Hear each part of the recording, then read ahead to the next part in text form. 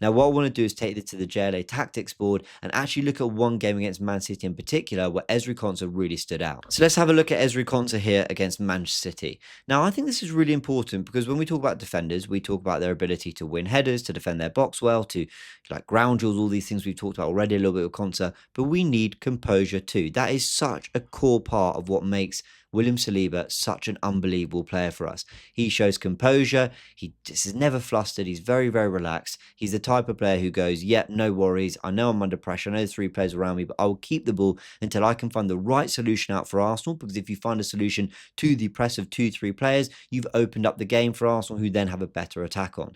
These things are really important, and these are areas that Ezri Konsa excel in. Now, against Man City, under a lot of pressure, there's a high press from City. He goes, no worries. I'm not going to be flustered. I'm not going to rush this.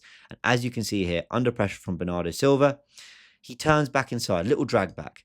He's running towards goal. This is along the goal line, by the way, under immense pressure from Bernardo, who's relentless with his pressing. Again, keeps going before eventually turning back inside and getting away from Bernardo Silva. It's really, really good. Like, it's really good from Ezri Konsa, this.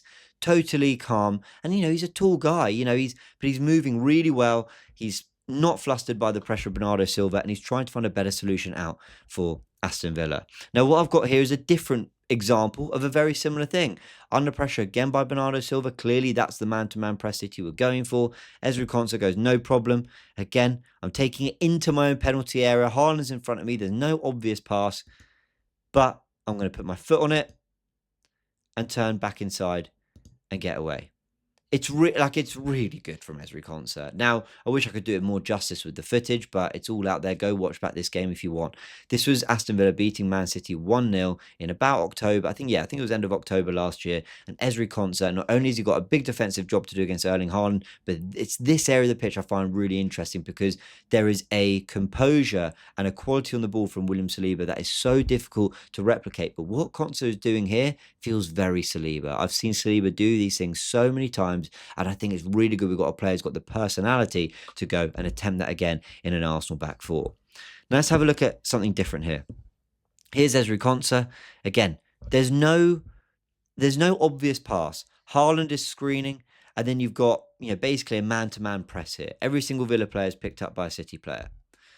So what does he do? Composure, waits for things to open before firing a ball through the lines and saying, yeah, no worries. I'll keep composed. I know there's a line of 4. Arsenal really struggled to break that line of 4 of Man City in the Carabao Cup final, but Konsa had the comfort, composure to wait, take his time, and then thread a ball through the lines. I saw a stat that apparently he's completed the most passes under pressure of any centre-back in the league. I don't know how that's measured, but very, very interesting, and you can see examples of that here. Here's another example of him. Under pressure, again, no obvious pass, man-to-man press. So what does he do? I'm just going to lift it over to Matty Cash. Bypass the press. City are running backwards with men committed up the pitch because Ezri Konsa has found a solution here. This is my favourite one. Do you know why I really like this one? Because what we're seeing here, right? You want to feed it into your 6.